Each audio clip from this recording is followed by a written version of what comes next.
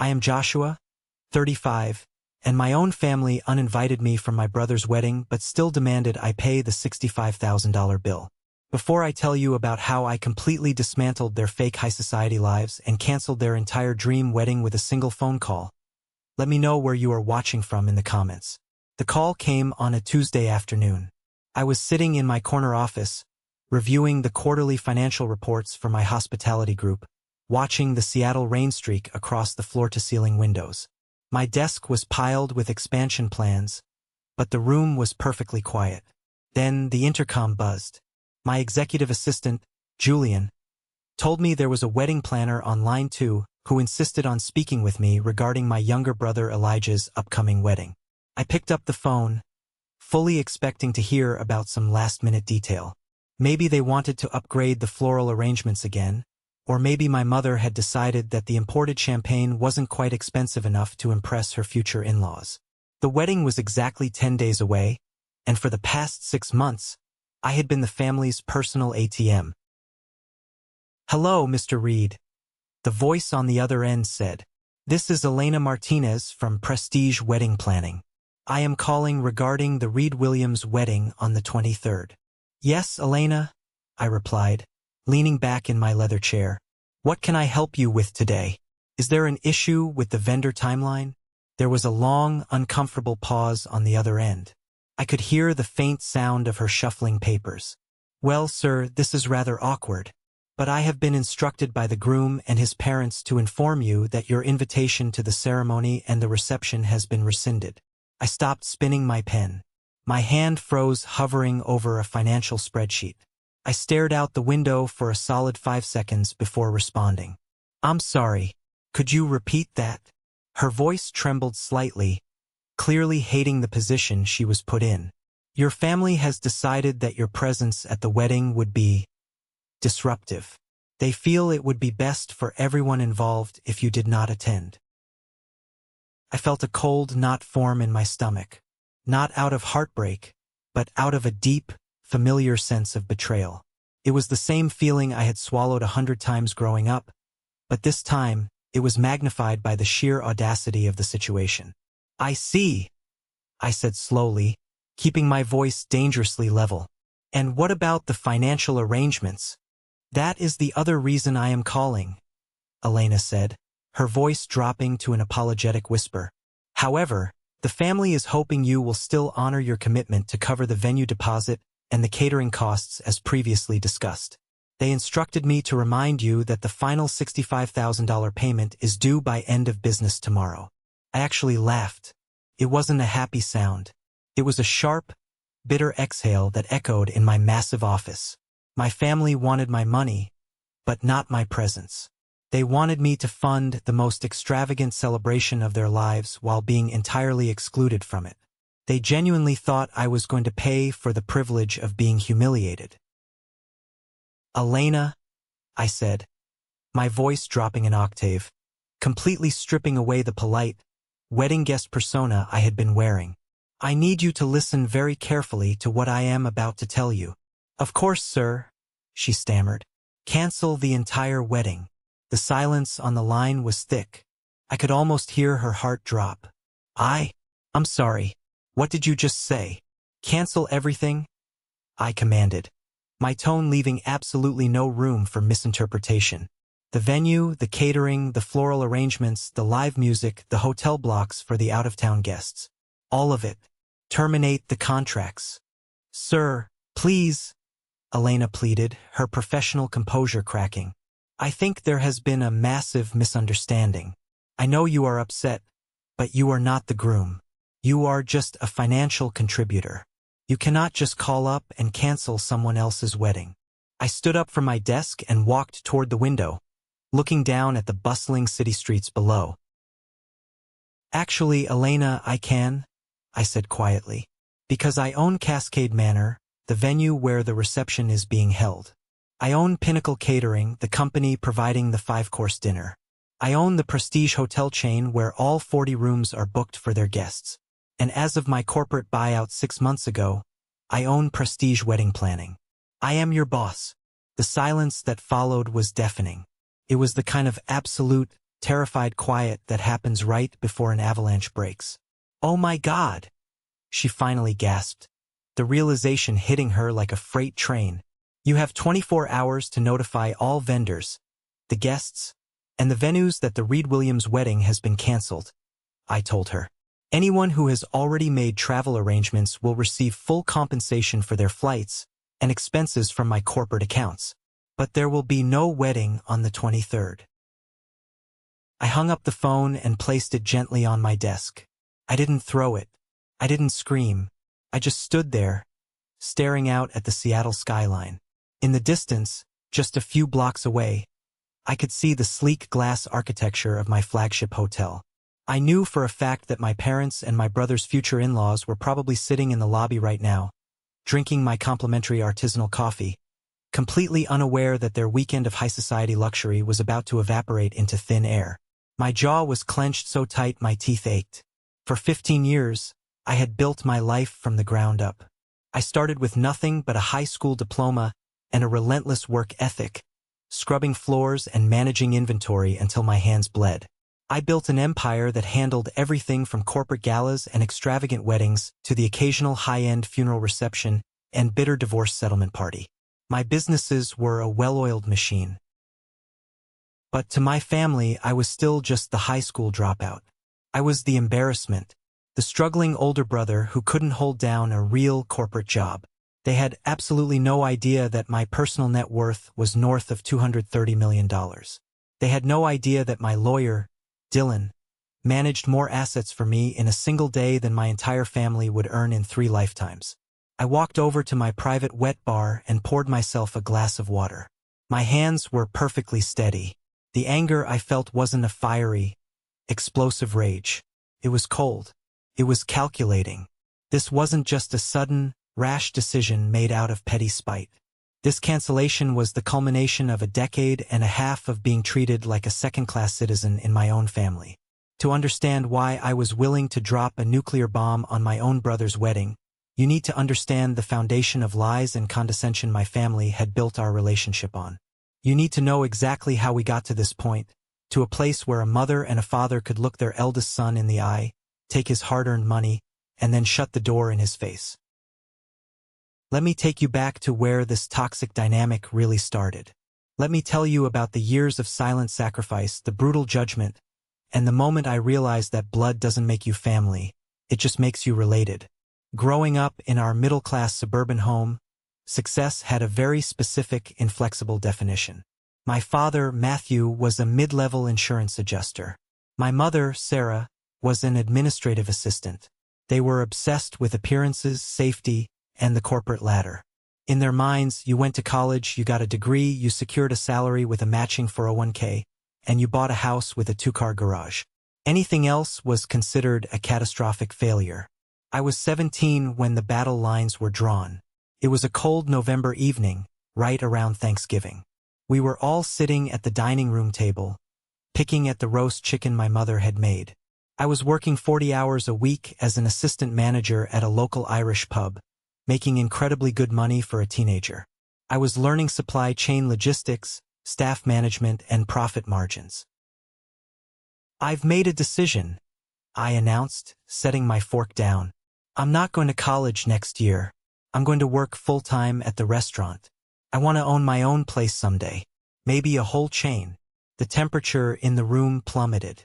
My mother looked at me as if I had just announced I was joining a cult. She dropped her napkin onto her plate. "Joshua, restaurant work is not a career. It's a stepping stone. It's something you do to pay for textbooks." "It is a career if you own it," I argued, trying to keep my voice steady. "I'm learning more about running a business right now than I would sitting in a lecture hall for 4 years. My brother, Elijah, who was only 15 at the time but already being groomed as the family's golden child, let out a condescending snort. He was a straight-A student, entirely focused on getting into a top-tier business school. "You can't build wealth flipping burgers and pouring beers, Josh. The failure rate is enormous. You need a real education to get a real salary." My father pointed a finger at me from across the table. "Look at your brother. He's already planning his college applications. We've been putting money into his college fund for years because he has a future. I am not going to sit here and watch you throw your life away on a pipe dream. You will never be respected in this world without a degree. And you're going to embarrass the family? My younger sister Caroline chimed in, perfectly echoing my parents' snobbery. What are we supposed to tell people when they ask what you do? That you clean up vomit at a dive bar? I looked at their faces. There was no support. There was no curiosity about my passion. There was only deep, suffocating judgment. That night, I realized I was on my own. I graduated high school with a 2.8 GPA, packed my bags, and moved into a cheap studio apartment. Over the next 5 years, I worked like a machine. I didn't just work at the pub. I consumed it. I learned every single aspect of the hospitality industry. I worked 100-hour weeks, missing holidays, birthdays, and family gatherings. When I did show up, I was usually exhausted, wearing cheap clothes and driving a beat-up Toyota Camry. My old boss, Mr. Carter, an aging man who wanted to retire and spend time with his grandkids, saw the fire in me. When I was 22, he offered to sell me the restaurant on a seller finance deal.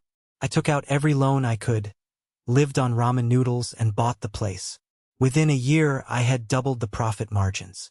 By 24, I owned 2 more locations.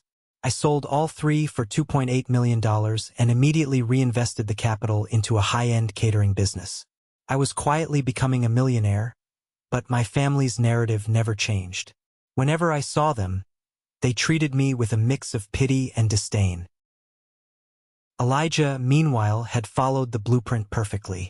He got his business degree, landed an entry-level job at a Fortune 500 company, and secured his predictable salary. At family dinners, my parents would gush over Elijah's latest middle management promotion or his new leased BMW. "Joshua, when are you going to settle down?" My mother would ask, sighing loudly as she looked at my scuffed shoes. "Elijah just got another promotion. He has excellent health benefits. You're 27, you're still bouncing around between these food service gigs. It's time to get serious." I never corrected them. I never told them that my food service gig was clearing $400,000 in pure profit annually. I never mentioned that I had just sold the catering company for $12 million and was acquiring luxury real estate. I kept my mouth shut. Part of it was privacy, but a larger part was self-protection. I knew that if they found out I was wealthy, their judgment would suddenly turn into expectation. So, I let them believe I was struggling. I let them feel superior. It was the only way I could have peace. The real nightmare began when Elijah announced his engagement to Isabella. Isabella was exactly the kind of woman my parents had prayed Elijah would marry. She came from old money. Her father, David, was a wealthy corporate attorney who lived in a gated community, drove a Bentley, and belonged to an exclusive country club. Isabella was polished, condescending, and expected the absolute best of everything. When they brought Isabella to our house for the first time, the dynamic shifted immediately. My parents practically bent over backwards to impress her. My mother brought out the good china. My father talked loudly about his investments to sound more sophisticated than an insurance adjuster. Then came the wedding planning. Isabella didn't want a nice, standard wedding. She wanted a royal coronation. She wanted Cascade Manor, the most expensive, exclusive venue in the Pacific Northwest.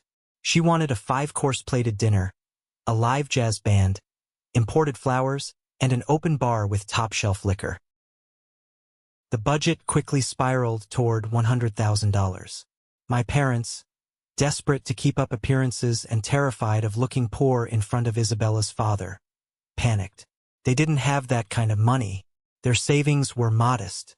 But instead of telling Elijah and Isabella to scale back and live within their means, my parents made a catastrophic decision. I found out through Caroline, who accidentally let it slip during a phone call. My parents had secretly taken out a second mortgage on their house to fund the wedding. They were draining their retirement accounts. They were literally sacrificing their financial future just to maintain the illusion of wealth for one single day, all to appease a daughter-in-law who looked down her nose at them anyway. And when the money started running out, and the vendors demanded their final deposits, My family suddenly remembered they had an older son. It started with a phone call from my mother in early March. Her voice was uncharacteristically sweet, dripping with the kind of artificial warmth she usually reserved for speaking to bank tellers when she needed a favor. "Joshua, honey, how are you doing? How is work at the catering place?" she asked. "It's fine, Mom," I replied, staring at a multimillion-dollar acquisition contract on my desk. "What's going on?" she sighed, playing the victim perfectly. "It's Elijah's wedding. We are just so stressed, Joshua. The costs keep piling up. Isabella's family is paying for the honeymoon and the dress, but the venue and the food are falling on us. Your father and I are really struggling to make the final payments. We don't know what to do." She paused, waiting for me to take the bait. "How much are you short?" I asked. "Well, the venue deposit is $20,000, and the catering company requires $45,000 upfront. We were hoping that maybe you had some savings? If you could just help us with a small portion, maybe 10 or 15,000, we would pay you back eventually." I knew they would never pay me back, but a strange curiosity took over me. I wanted to test them. I wanted to see how they would treat me if I became the savior of their precious social event. "I've been saving a lot lately," I lied smoothly. "I live simply. I can cover the $65,000, Mom.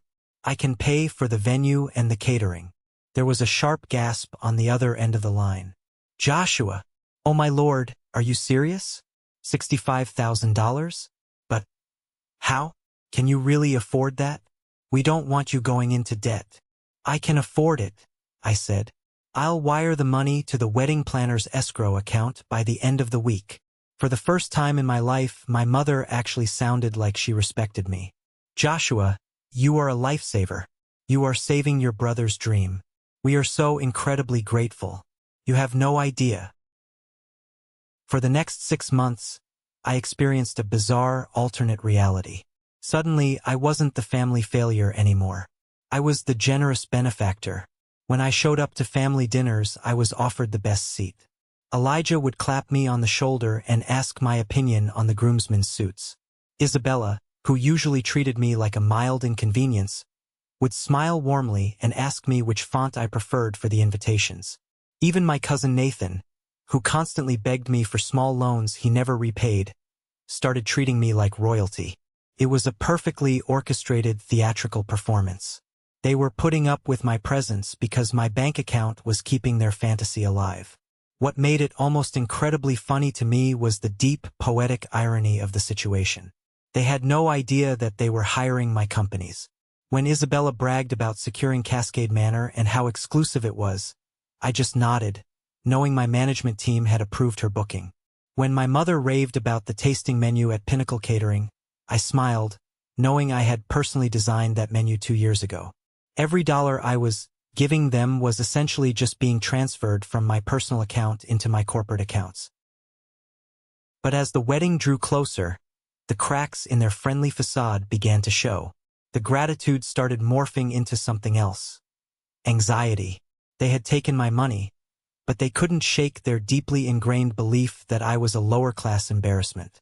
The illusion shattered completely one Sunday evening, 3 weeks before the wedding.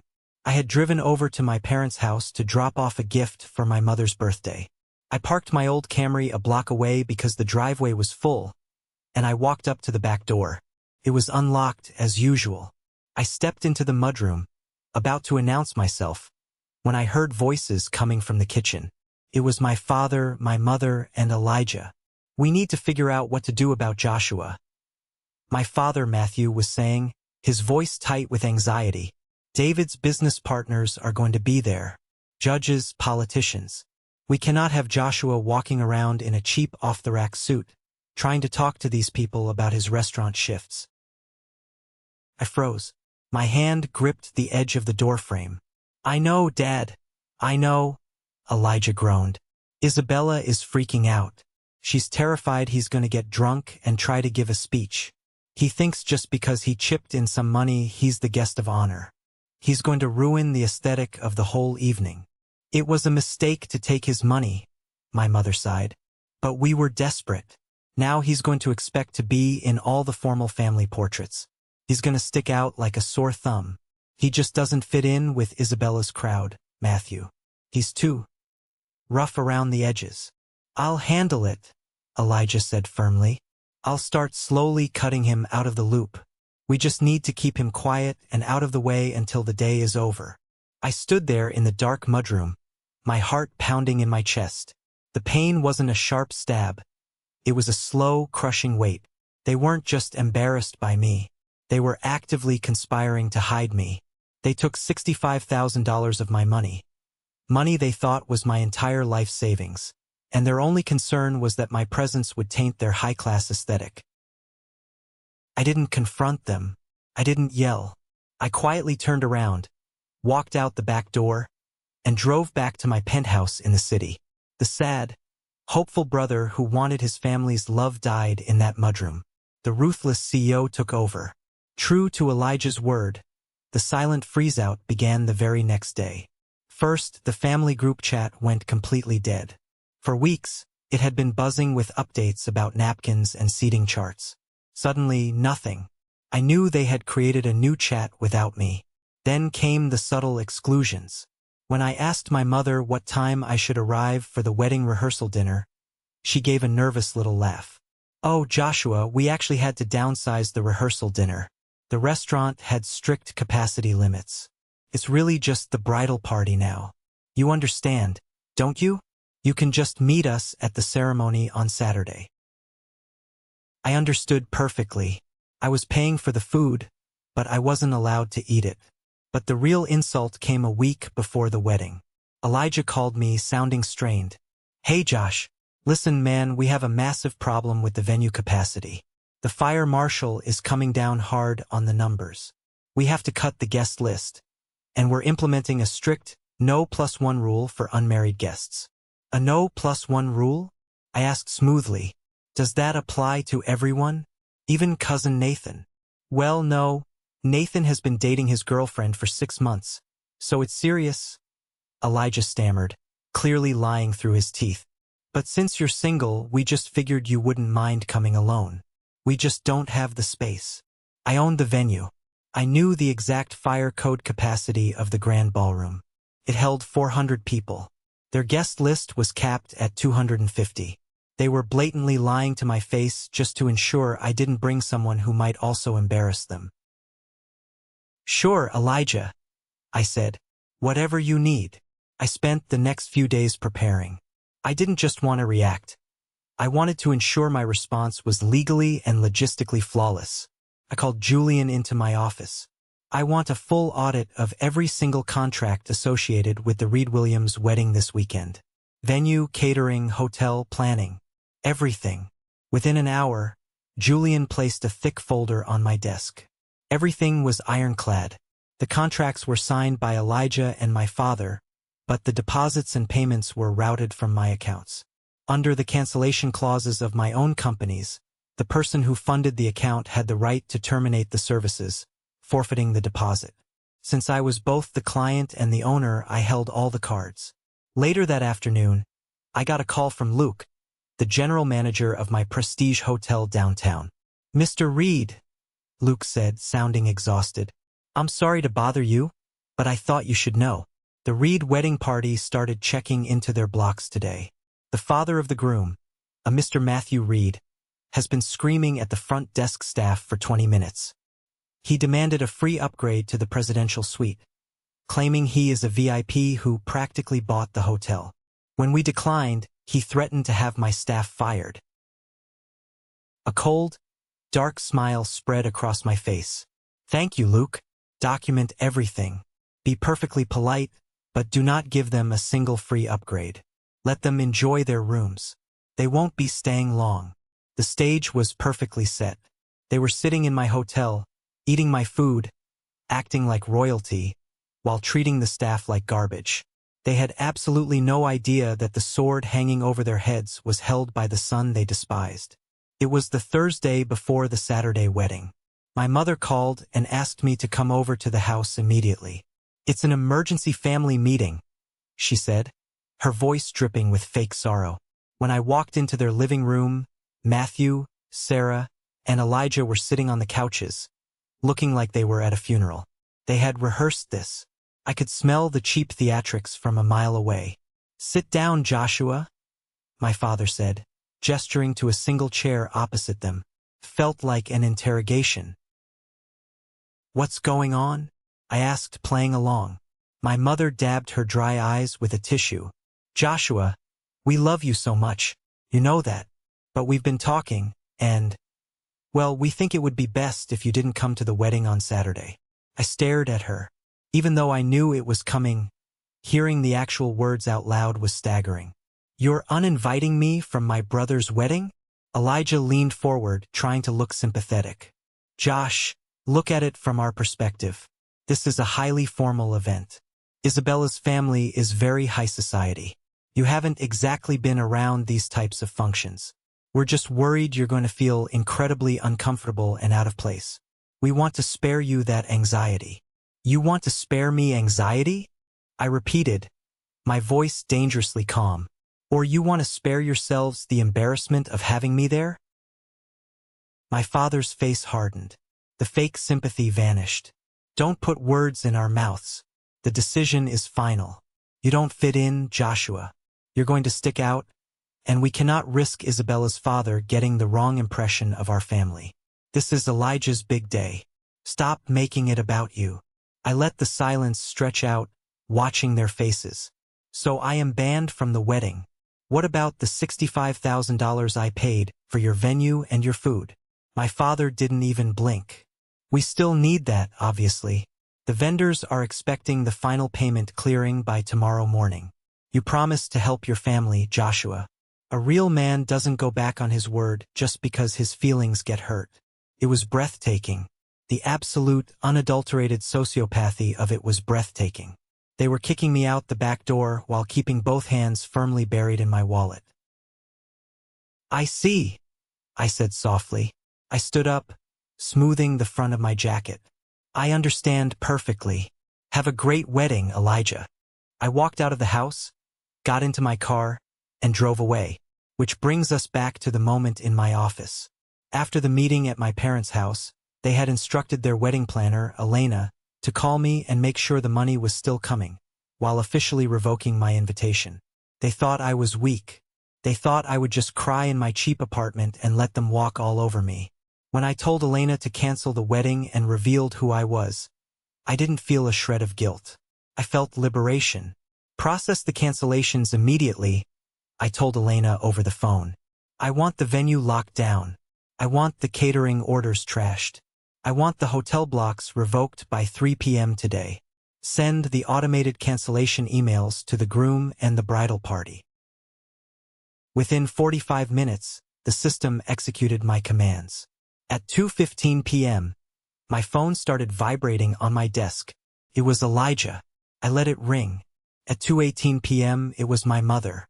I hit decline. At 2:20 p.m., Elijah called again. This time I answered. "Joshua, what the hell is going on?" Elijah screamed into the phone, his voice cracking with sheer, unfiltered panic. "I just got an email from Cascade Manor saying our contract is voided. The caterer just emailed saying the food is canceled. Even the hotel is saying our block is gone. Did you do this? Did you dispute the credit card charge?" "I didn't dispute any charges, Elijah," I said calmly, leaning back in my chair and looking at the Seattle skyline. "I simply decided not to fund a party I'm not invited to." "You can't do this," he shrieked. "You don't own the venue. You can't just cancel our contracts. Isabella is hyperventilating on the floor. Her dad is threatening to sue the venue." "Let him sue," I replied smoothly. "My legal team will happily handle David's paperwork." Elijah stopped screaming. Your legal team? What are you talking about? You're a restaurant shift manager. You don't have a legal team." "Elijah," I said, my voice dropping to a terrifyingly quiet register. "I haven't managed a shift in 10 years. I own Prestige Hospitality Group. I own Cascade Manor. I own the catering company. I own the hotel you are currently standing in. I own it all. You didn't just uninvite your brother from your wedding. You uninvited the owner of the entire ecosystem your wedding relies on. I could hear his ragged breathing on the other end of the line. His brain was desperately trying to process the information, trying to reject it, but the reality of the canceled contracts was staring him in the face. You're lying, he whispered, but he knew I wasn't. How do you think I had $65,000 in cash lying around, Elijah? Did you think I saved it up in a tip jar? I am worth $250 million. I was willing to give you the wedding of your dreams because I thought, maybe you were finally ready to treat me like a human being. But you and Mom and Dad couldn't help yourselves. You had to protect your fake, pretentious image. Josh, please, Elijah begged, his voice breaking into actual sobs. The golden child was finally shattered. Please, I'm sorry. We made a mistake. Please turn it back on. I'll put you at the head table. You can give a speech. Whatever you want. I don't want anything from you, I said coldly.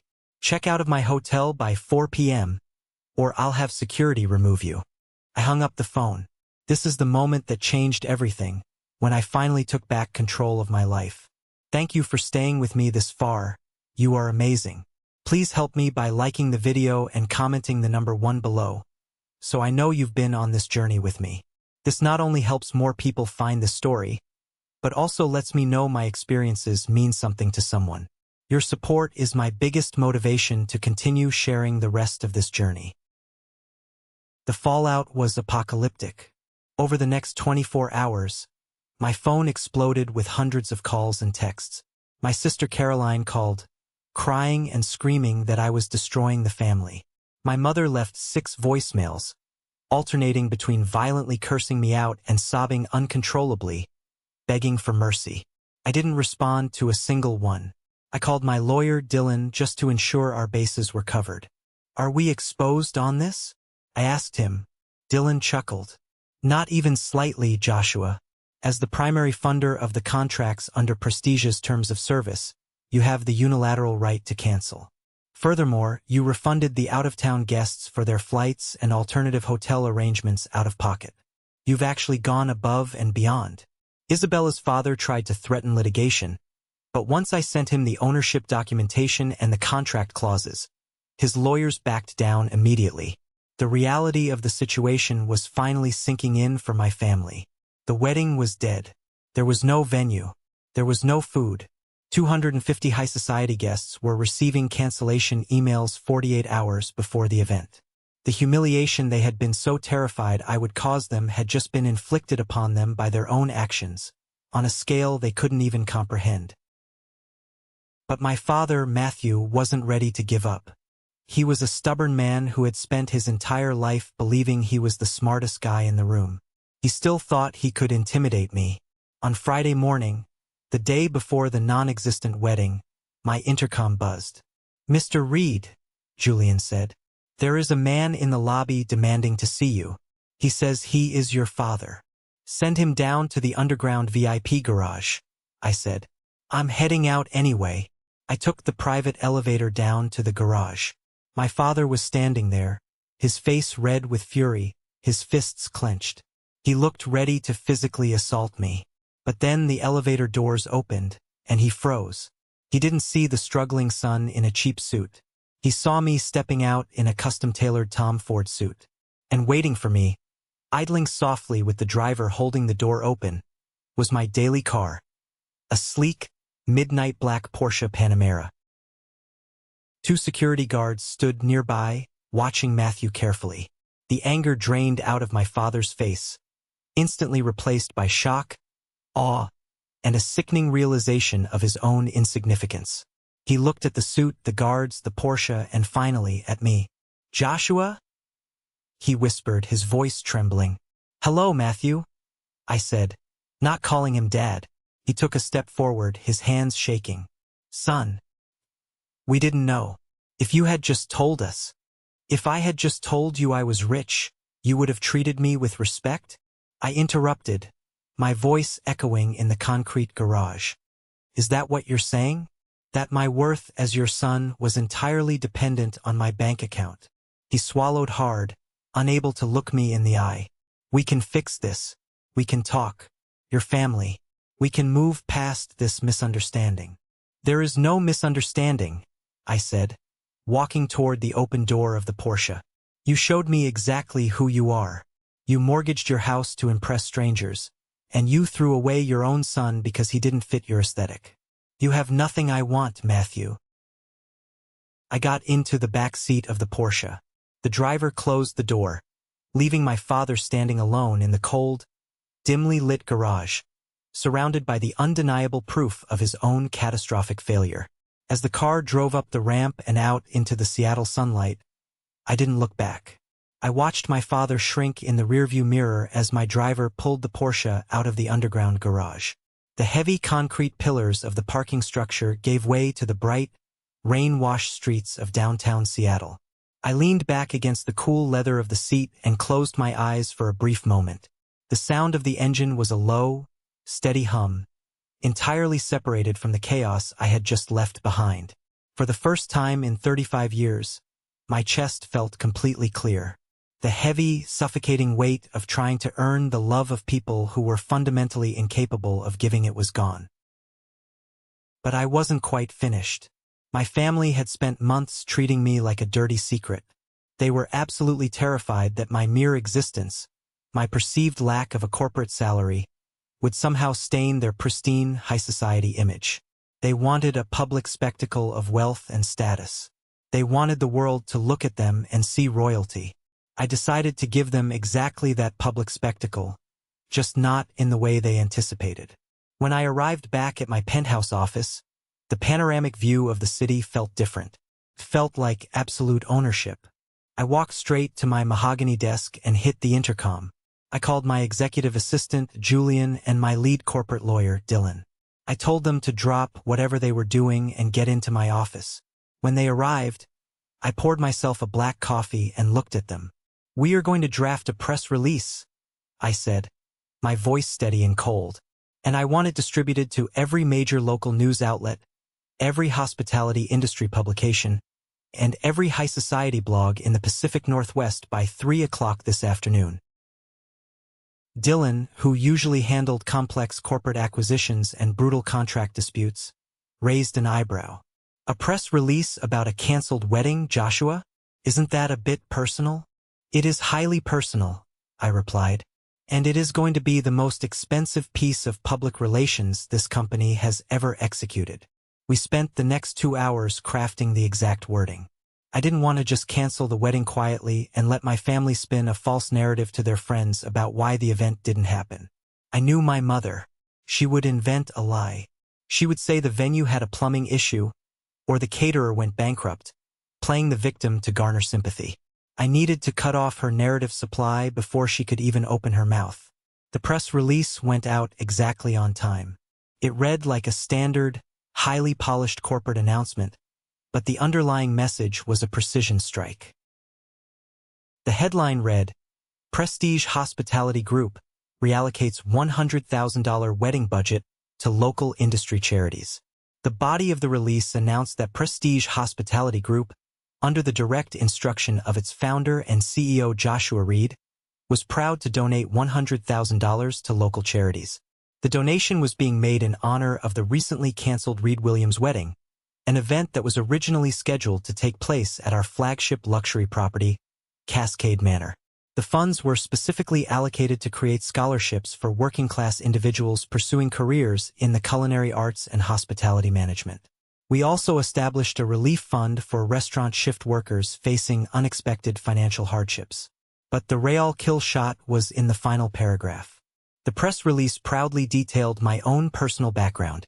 It highlighted how I started as a teenage line cook, working for a meager hourly wage, and built a $250 million empire without a college degree, without a corporate safety net, and without a wealthy inheritance. It was a beautiful, devastating piece of public relations. I approved the final draft, watched Julian hit send to our media distribution list, and went home to sleep for 14 hours. By Saturday morning, the day Elijah was supposed to be standing at the altar in a custom tuxedo, the story had caught fire. I woke up, made myself a cup of dark roast coffee, and turned on the local morning news. There it was. The anchors loved the human interest angle. A self-made hospitality magnate turning a cancelled, ultra-luxury wedding into a massive charitable donation for blue-collar workers. It was the perfect feel-good story for the weekend broadcast. In an incredible act of generosity, the blonde anchor smiled into the camera. Seattle billionaire Joshua Reed has taken the cancellation of his own brother's high-profile wedding and turned it into a massive win for local hospitality workers. The story went viral across social media within hours. People on local community boards praised the generosity and the powerful message behind it. They applauded the CEO who remembered his roots and stood up for the working class. But in the wealthy, exclusive social circles that Isabella's family belonged to, the story was an absolute, unmitigated scandal. Everyone in that tier of society knew David Williams. David was a high-powered attorney who handled brutal corporate litigation, messy high-net-worth divorce cases, and vicious custody battles. He was a man who traded entirely on his reputation, his pristine public image, and his ability to intimidate people. He belonged to the most exclusive country clubs. Everyone knew his daughter Isabella was marrying a young corporate upstart named Elijah Reed. And now, everyone knew that Elijah's family had somehow catastrophically alienated the billionaire owner of the very venues they were trying to use to show off. The humiliation for Isabella and her father was absolute. From what I heard later through my network of hotel managers and event coordinators, David exploded when he saw the morning paper. He walked into his country club that morning to play golf, only to be met with sideways glances and hushed whispers from the other members. He realized instantly that my family had been playing a pathetic, dangerous game of pretend. They weren't wealthy peers. They were drowning in debt, desperately trying to fake their way into his world, and they had just publicly insulted one of the most powerful real estate developers in the city. Isabella, faced with the complete destruction of her perfect social image, threw a massive tantrum. She blamed my parents for hiding my identity. My parents, backed into a corner of their own making, blamed Elijah for not managing the situation better. The entire wedding weekend, which was supposed to be a celebration of love and high-status networking, turned into a toxic, screaming match behind closed doors. The fairy tale was dead, replaced by the ugly, undeniable truth of their own greed. David Williams immediately withdrew all financial support for the couple, refusing to have his family name attached to a public relations disaster. 3 months passed. The crisp, rainy Seattle autumn settled over the city. The media cycle moved on to other stories, the viral posts faded into the background, and the public forgot about the canceled Reed Williams wedding. But the wreckage my family was left to deal with was permanent. I was sitting in my office on a quiet Tuesday morning, reviewing the architectural blueprints for a new boutique hotel, when Julian walked in. He didn't say a word. He just handed me a thick, handwritten envelope. The return address was my parents' house. I hadn't spoken a single word to Matthew or Sarah since that day in the parking garage. I hadn't answered a text, an email, or a phone call. I took a silver letter opener from my desk drawer, sliced the top of the envelope, and pulled out a 3-page letter written in my mother's overly dramatic, looping cursive. It was an absolute masterpiece of emotional manipulation. She wrote at length about how much she missed her eldest son. She wrote about the unbreakable bonds of family, the importance of forgiveness, and how life was too short to hold on to anger. She painted a picture of a grieving mother who just wanted her family whole again. She practically begged for a chance to sit down, have dinner, and reconnect and heal.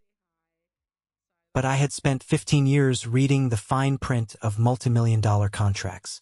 I knew exactly how to read between the lines. My parents were in absolute, catastrophic financial ruin. The second mortgage they had secretly taken out to pay for the wedding deposits was now a massive, heavy anchor dragging them underwater. Because the wedding was canceled under my corporate terms, which stipulated that the funding party held the right to terminate, the $65,000 I paid was kept within my company's. But the other expenses my parents had incurred on their own were completely lost. The custom dresses, the non-refundable deposits to third-party vendors I didn't own, the extravagant gifts they had bought for Isabella's family to keep up appearances. They had drained what was left of Caroline's college fund. They had liquidated their own retirement accounts. They were stuck paying exorbitant interest rates on a house they could no longer afford, all for a single day of fake glory that never materialized. Matthew's middle management salary as an insurance adjuster wasn't nearly enough to cover the new debts. I heard from a mutual acquaintance that they had to sell my father's prized SUV and my mother's sedan, replacing them with a single 10-year-old compact car. They stopped going out to restaurants. The high society lifestyle they had briefly tasted had turned to literal ash in their mouths. They weren't reaching out to me because they suddenly loved me. They weren't writing letters because they realized the error of their judgment. They were reaching out because they finally realized I was a billionaire, and I was the only person on earth with enough liquid cash to save them from a humiliating bankruptcy. I slowly tore the letter in half, then into quarters, and dropped the pieces into the trash can beside my desk. But the most fascinating piece of information came to light a few weeks later in December. It was the final puzzle piece that explained exactly how the toxic narrative about me had gotten so wildly out of control, even beyond my parents' usual snobbery. I was attending an exclusive charity gala downtown, hosted in the grand ballroom of a rival hotel. The room was filled with the city's elite, politicians, tech CEOs, and high-powered lawyers. I was standing near the bar, listening to the soft jazz band play in the background, when I saw David Williams walking toward me. I expected him to avoid me. I expected the father of the bride, whose wedding I had publicly destroyed, to glare at me from across the room. Instead, he walked right up to my table, holding a glass of expensive scotch.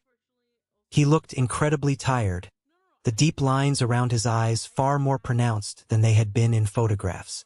"Joshua," he said, extending a hand. His voice was gravelly but respectful. I shook his hand firmly, keeping my expression neutral. "David, I'm surprised you're speaking to me." David let out a harsh, dry chuckle and took a sip of his drink. "I owe you an apology, Joshua.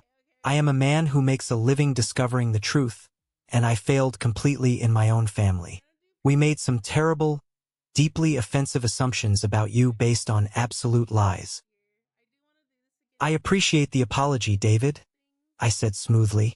"But the assumptions didn't come out of nowhere. My family painted a very specific, very pathetic picture of me." David sighed, looking down at his glass. "It wasn't just your parents, Joshua. It was your cousin, Nathan." I raised an eyebrow, genuinely surprised. "Nathan?" "Yes," David explained, his jaw tightening with residual anger. "Nathan cornered Isabella at an engagement party several months before the wedding. He told her, in strict confidence, that you were drowning in credit card debt.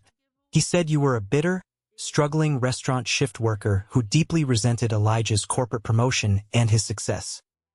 He told Isabella that if you came to the wedding, you would probably get heavily drunk and start asking her wealthy relatives for loans or begging them for entry-level jobs. My blood ran completely cold. He explicitly warned us that you were a massive social liability," David continued. "He told us you were desperate for money. So, when your parents suggested keeping you out of the main events to avoid embarrassing us, Isabella fully supported it. We thought we were protecting the dignity of the event from a desperate addict." The puzzle snapped together with sickening, perfect clarity. Nathan, the younger cousin who had constantly borrowed money from me for years, always playing the victim. He begged for cash to fix his transmission, to pay his rent, to cover his medical bills. He had taken my money, smiled to my face, called me a lifesaver, and then went directly to Isabella to assassinate my character. He threw me to the wolves, painting me as a degenerate beggar, just to make himself look better and gain favor with the wealthy in-laws. He fabricated a story to secure his own VIP invitation and guarantee his +1. It was the ultimate, unforgivable betrayal. My own blood had actively conspired to destroy my reputation. The very next morning, I walked into Dylan's office. "I need you to pull every single financial record, every bank transfer, every cleared check regarding the personal loans I have given my cousin Nathan over the past 10 years. Track down every single penny." Dylan didn't ask questions. By the end of the day, he had a file, It amounted to nearly $42,000. They were undocumented, friendly loans between family members, meaning I had no legal grounds to sue him for repayment. But I didn't want to sue him. That would be too quiet. That would be handled behind closed doors.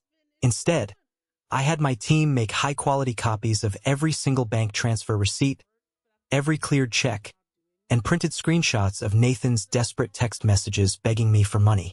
I compiled them into neat, professional portfolios. I didn't add a long letter.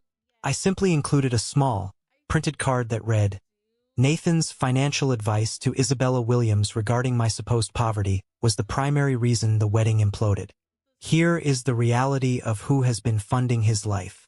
I mailed a portfolio via certified overnight delivery to every single member of our extended family. Aunts, uncles, grandparents, second cousins. Within 48 hours, the explosion happened. Nathan was entirely excommunicated by the very people he had tried to impress. The extended family, who had been gossiping about my cruelty, suddenly saw the undeniable paper trail of Nathan's parasitic behavior and his malicious lies. He became an absolute pariah. Nobody would take his calls. His own parents were too ashamed to show their faces at Sunday church. The truth had finally scrubbed the family clean.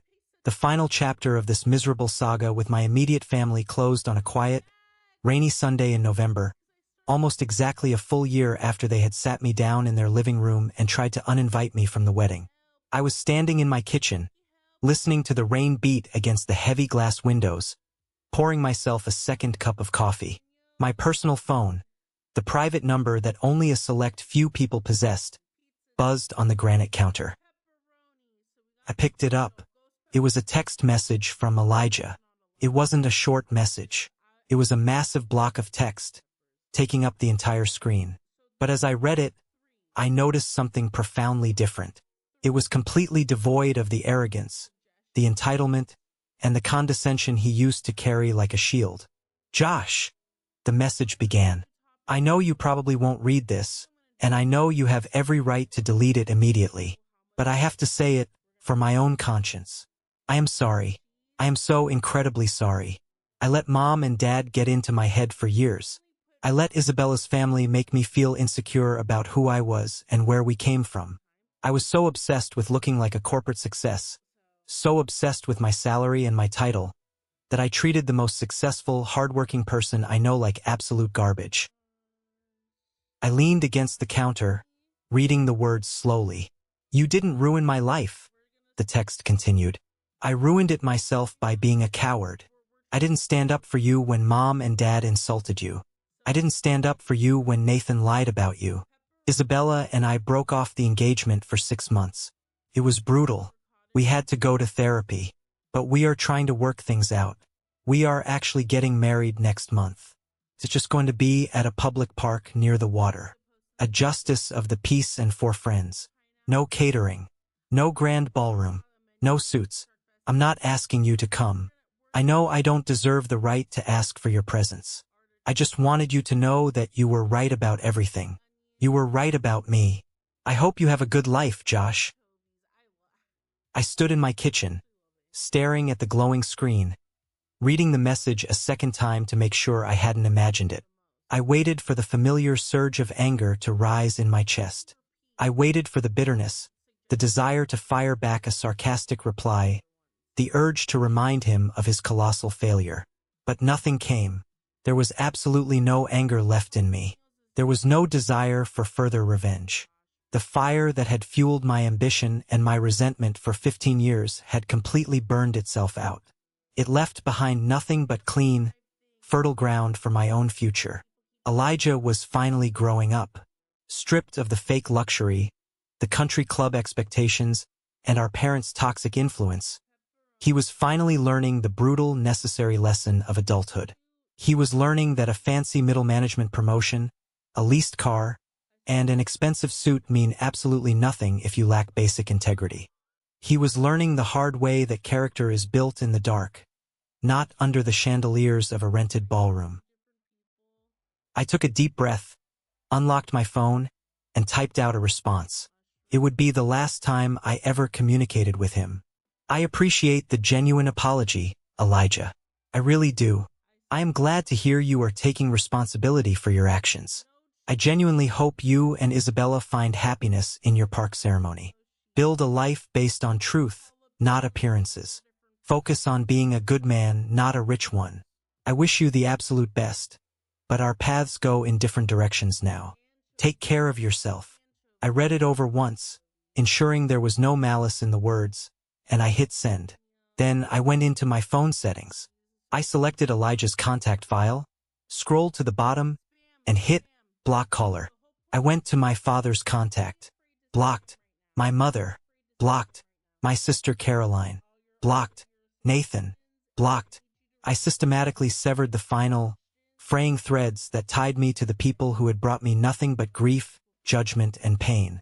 I didn't do it out of anger. I did it out of a profound need for peace. I set the phone down on the counter. The silence in my apartment wasn't lonely. It was expansive.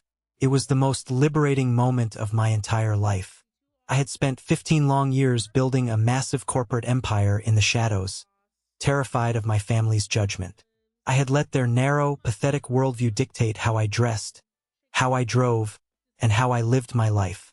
I had hidden my success because I thought it would protect me from their scorn. But standing there in my quiet kitchen, looking out over the sprawling city that I had literally helped build, I finally understood my own power. I didn't need their approval. I never did. I had a fiercely loyal executive team. I had a brilliant lawyer who had my back.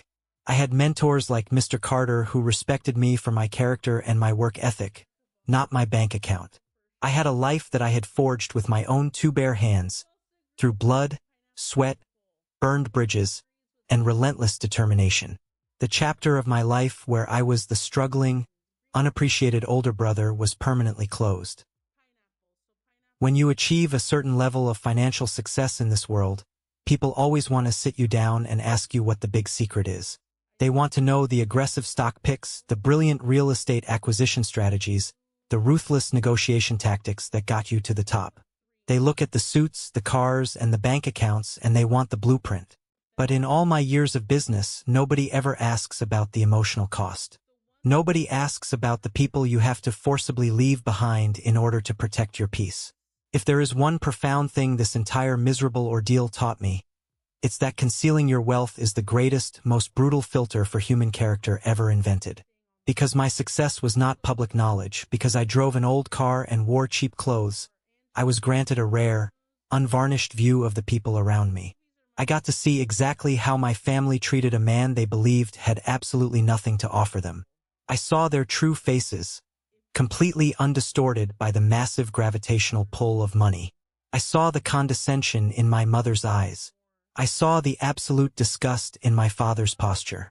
I saw the sneer on my brother's face. If they had known about my wealth from the beginning, they would have smiled at me. They would have invited me to every dinner. They would have placed me at the head of every table. But their smiles would have been bought and paid for. Their respect would have been nothing more than a transaction. Blood does not make someone family. We are conditioned by society to believe that biological ties are sacred, that you must endure endless abuse simply because you share the same DNA. But blood is just a biological accident. True family is determined entirely by loyalty, by mutual respect, and by how someone treats you when you are standing in the mud with nothing to your name.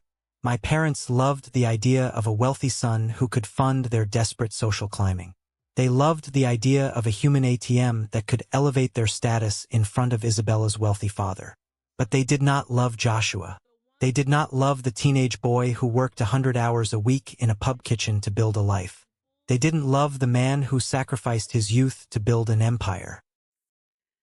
There is a profound, destructive danger in letting other people dictate your self-worth based on their own limited information. My family assumed I was failing at life simply because I didn't fit their narrow, outdated corporate definition of success. They assumed my quiet, private life meant an empty, unsuccessful life. They judged a book not just by its cover, but by a cover they had completely imagined in their own minds. Their assumptions cost them everything. It cost them a luxury wedding. It cost them their financial stability. It cost them their social standing, and most importantly, it cost them a relationship with a son who would have literally moved mountains for them if they had simply shown him a single shred of genuine human respect. To everyone watching this video right now, especially those of you who have ever felt like the black sheep of your own family, those of you who have worked tirelessly in the background, keeping your head down, while others took the spotlight and the praise, I want you to listen to me very carefully, because this is the most important part of my entire story. Never, ever let anyone, not even the people who raised you, make you feel inferior because your path doesn't look like theirs. You do not owe your success, your money, or your mental health to people who only offer you respect on a conditional basis. If they demand a seat at your table during the massive feast, but they wouldn't sit on the floor with you when you were starving, they do not belong in your life. Period. Setting boundaries is not an act of cruelty, even when society tries to make you feel guilty for it. Walking away from toxic parents or abusive siblings is an act of profound self-respect. Sometimes, the absolute most loving thing you can do for yourself is to walk away from the people who continuously, relentlessly tear you down to make themselves feel taller. You cannot heal in the exact same environment that broke you. You have to be willing to pack up, leave the room, build your own table with your own chairs, and invite the people who actually value your presence. This brings me to the educational lesson I want to impart today, the core truth I want you to take away from my 15 years of silence and my ultimate vindication. Your fundamental value as a human being is not determined by a corporate salary. It is not determined by a prestigious university degree, a flashy job title, or an inheritance you did nothing to earn. Your true value is determined by your resilience in the face of adversity. It is determined by your integrity when nobody is watching, and your absolute willingness to stand tall when everyone around you expects you to fall. Financial independence is not just about buying nice cars or living in penthouses. True financial independence is the power of choice. It is the power to say no to toxic situations. It is the armor that protects you from being controlled by people who hold money over your head. When you build your own wealth, no matter how small or large, you buy your own freedom. You buy the right to construct your life exactly the way you want it, surrounded only by the people who truly deserve to be there. Do not subsidize the lives of people who disrespect you. Do not pay for the privilege of being humiliated. Reclaim your power, cut the dead weight from your life, and focus your energy entirely on building a reality that makes you fiercely proud. If this story resonated with you, if you agree that protecting your peace, establishing absolute boundaries, and judging people by their character rather than their bank accounts are the keys to a fulfilling life, please comment the word good down below. I read every single comment on these videos, knowing that my journey, my pain, and my ultimate vindication have helped even one of you realize your own worth makes every single hardship I went through completely worth it. It reminds me that our struggles are never truly wasted if we can use them to light the path for someone else. Thank you for being here. Thank you for giving me your time and listening to my story. Keep building your empires, keep fighting for your peace, and never ever apologize for outgrowing the people who explicitly refuse to grow with you. Until next time.